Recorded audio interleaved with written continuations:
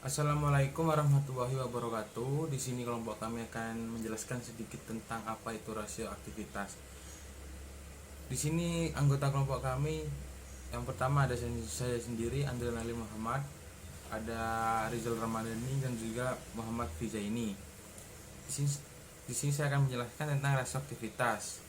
Yang pertama, pengertian rasio aktivitas. Rasio aktivitas merupakan rasio yang digunakan untuk mengukur efektivitas perusahaan dalam menggunakan aktiva yang dimilikinya. Atau dapat pula dikatakan rasio ini digunakan untuk mengukur tingkat efisiensi pemanfaatan sumber daya perusahaan. Efisiensi yang dilakukan misalnya di bidang penjualan, sediaan, penagihan piutang, dan efisiensi di bidang lainnya. Rasio aktivitas juga digunakan untuk menilai kemampuan perusahaan dalam melaksanakan aktivitas sehari-hari. Dari hasil pengukuran dengan rasio aktivitas akan terlihat apakah perusahaan lebih efisien dan efektif dalam mengelola aset yang dimilikinya atau mungkin justru sebaliknya. Dari hasil pengukuran ini akan diketahui berbagai hal yang berkaitan dengan aktivitas perusahaan sehingga manajemen dapat mengukur kinerja mereka selama ini. Hasil yang diperoleh misalnya dapat diketahui seberapa lama penagihan suatu piutang dalam periode tertentu.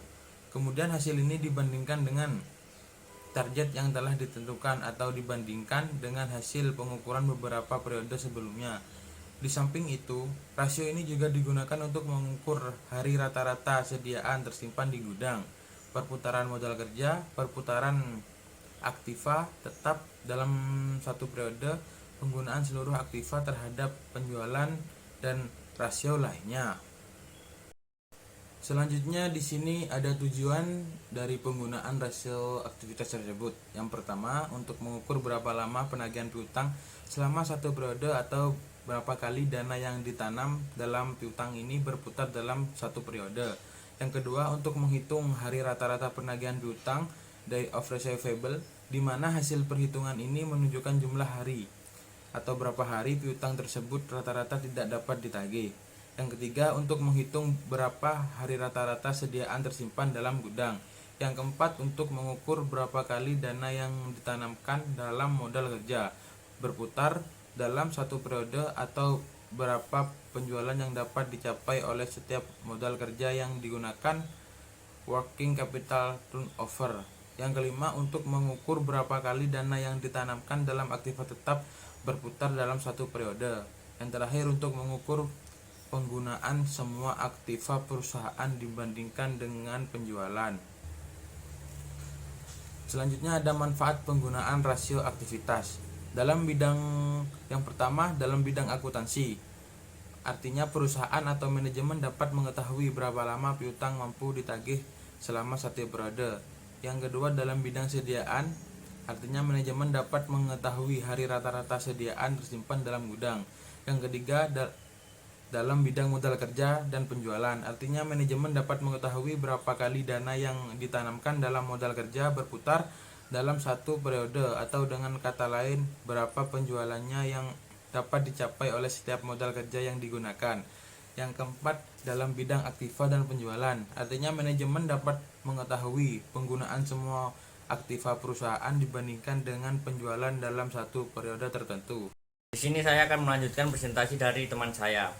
Di sini saya akan menjelaskan tentang jenis-jenis rasio aktivitas. Rasio aktivitas yang dapat digunakan manajemen untuk mengambil keputusan terdiri dari beberapa jenis.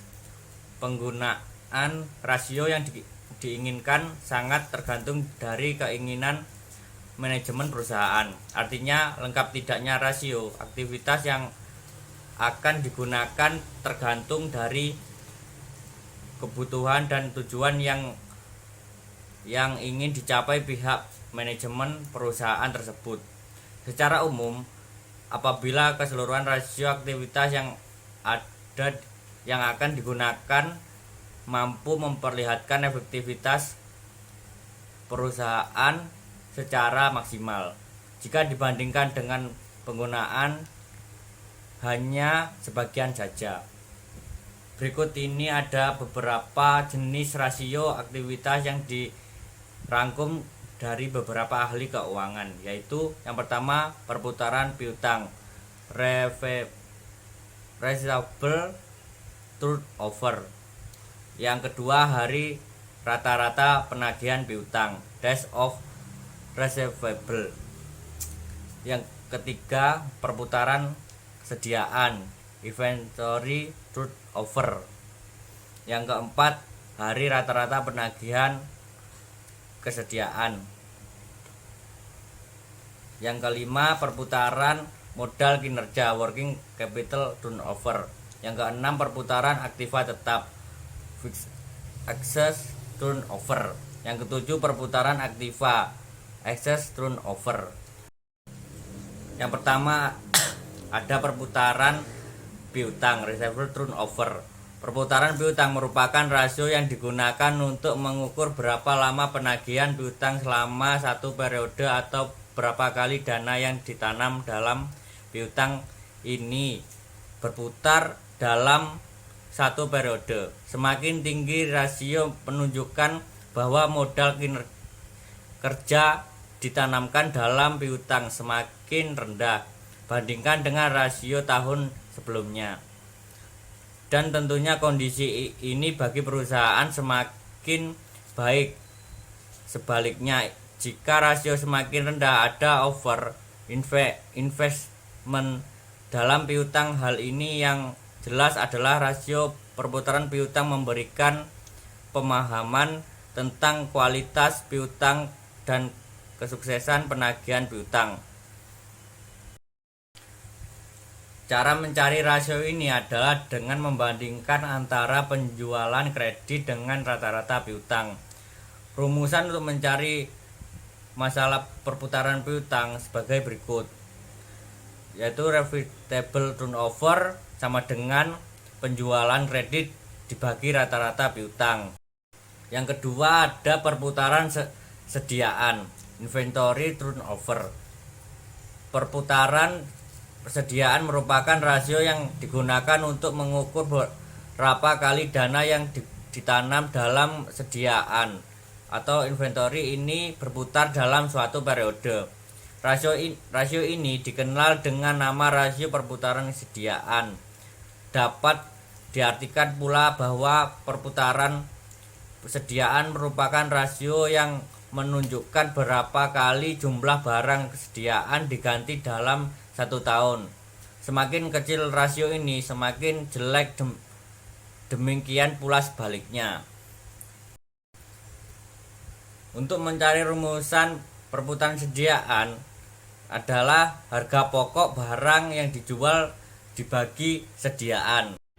Oke, selanjutnya saya akan menjelaskan tentang perputaran modal kerja atau working capital turnover.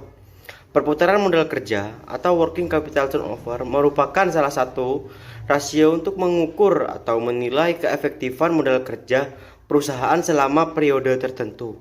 Nah, artinya seberapa banyak modal pekerja yang berputar selama satu periode atau dalam suatu periode. Nah, untuk mengukur rasio ini kita harus membandingkan antara penjualan dengan modal kerja atau dengan modal kerja rata-rata. Nah, dari hasil penilaian tersebut, apabila perputaran modal kerja yang rendah dapat diartikan perusahaan sedang kelebihan modal kerja, dan hal ini mungkin disebabkan karena rendahnya perputaran persediaan atau piutang atau saldo yang terlalu besar. Oke, yang selanjutnya adalah fixed asset turnover.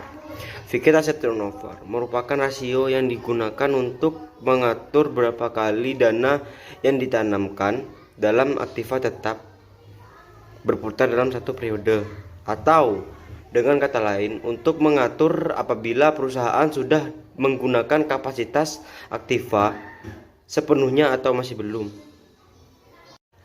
Nah, untuk yang terakhir adalah total asset turnover. Nah, total asset turnover merupakan rasio yang digunakan untuk mengatur perputaran semua aktiva yang dimiliki perusahaan dan mengatur berapa jumlah penjualan yang diperoleh dari setiap rupiah aktiva.